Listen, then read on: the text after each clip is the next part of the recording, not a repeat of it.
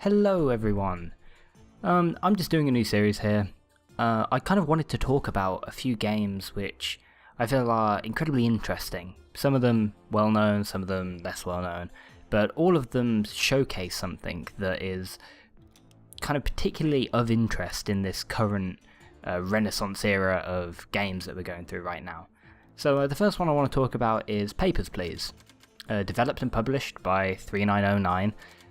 It is a self-proclaimed dystopian document thriller, and the general plot of this game is that there is this communist state of Arstotzka in the year 1982, and it's just ended this 6-year war with a neighbouring country called Kolechia, and you are somebody who has won the October Labour Lottery, so you've won a job in this terrible economy.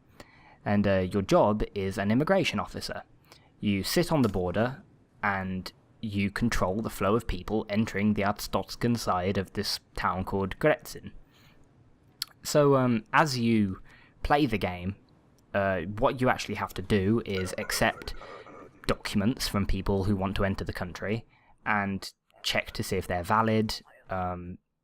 You can accept their passports. You need to see if the issuing city is correct, if all the dates are correct, and that sort of thing.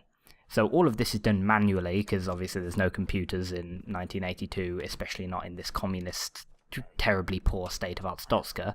So everything that you're doing is by hand, and as a consequence, incredibly laborious, methodical, and slow.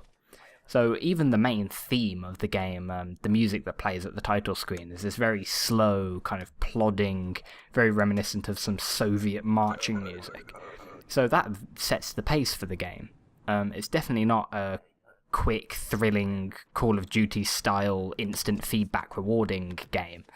But at the same time as it being slow and methodical, and not fun, it is incredibly engaging. So the engagement actually comes from the story that unfolds through the gameplay.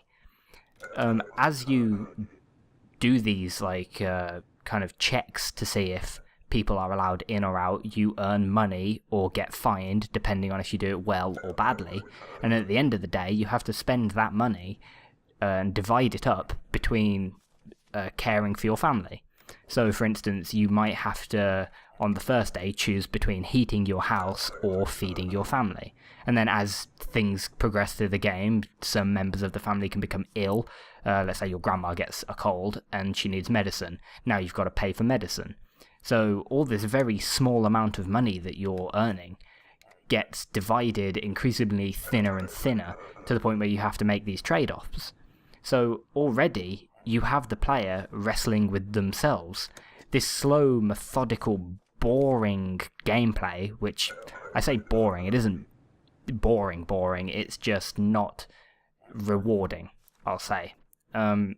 So as you do that, you want to rush and gain as much money as you can by doing things quickly, at the same time kind of getting that feedback that you need to continue playing.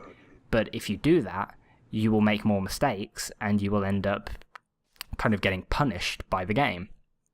So you're wrestling with yourself to slow down, compare things. So that's already this interesting kind of meta game that has evolved out of this very simple mechanic, and it's entirely down to the player playing it. I know my girlfriend, she tried to play it, and she didn't really get that from it. She just kind of found it very boring and stopped playing after a few in-game days. But she's very casual about games. But as you progress through the game, you kind of become better at these tasks that it asks you to do. So when you have the passport, for example, you have to check to see if the issuing city is correct. And usually, when you start the game, you have to go into your rulebook that they provide you with, check the regional map, click on the region, check to see if the issuing city, what the issuing city is, compare that with the passport and see if the issuing city is correct with the correct spelling and things like that.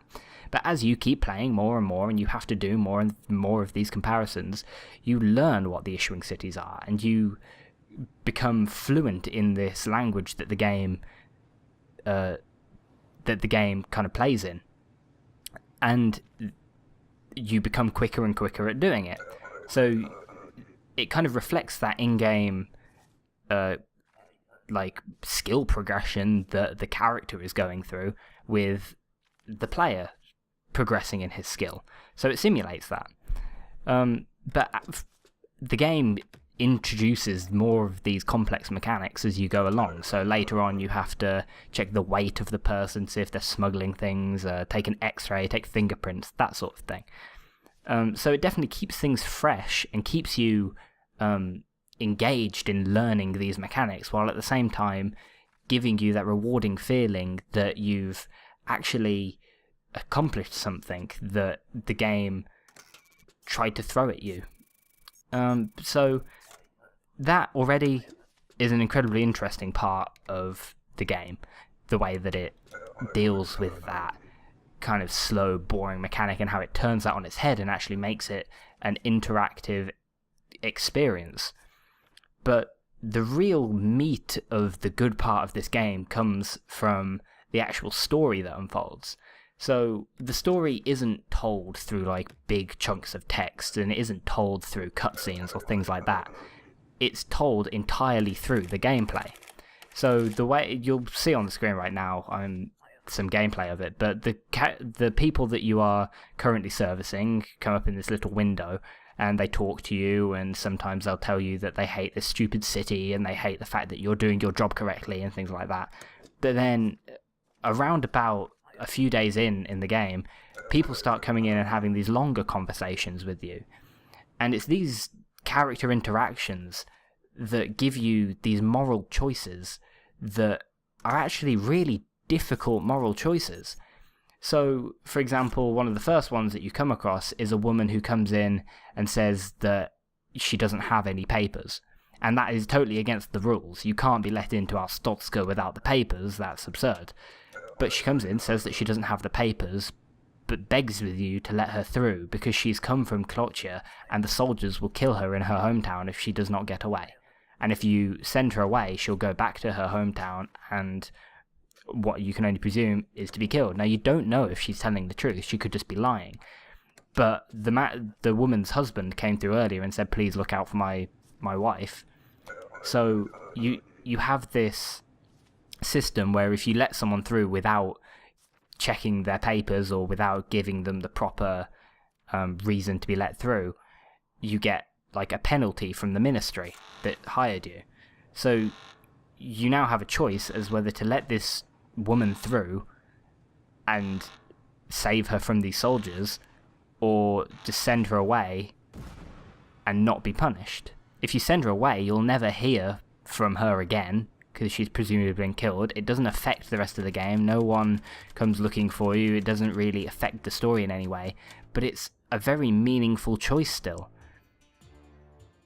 But these types of things happen with increasing frequency as you play the game, and a bigger story starts to unfold. So you see these people who come with this weird mask on, which doesn't really make sense, because if they're standing there in the line with a weird mask on next to all the soldiers, you'd think they'd say something, but I don't know, they could put the mask on before they get into the booth or something. But they come in, and they're this cult that is apparently working for the greater good, and they ask you to do all of these tasks that all take place within the gameplay. You can, you have to, at one point, give this official, you need to swap around his paper so that you get, you give him, the wrong paper back. You need to give somebody this parcel. There are these little puzzles that you do on the side in your little workspace, and that, gives you the name of the people that you have to deny entry to, and things like that.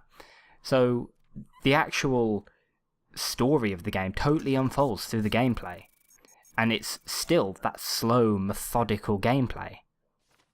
So when you do that, the story can end in, I think it's 22, maybe more, different ways. I'll have to check that later, but there are a ton of different endings, and they all can range from incredibly terrible to somewhat satisfying.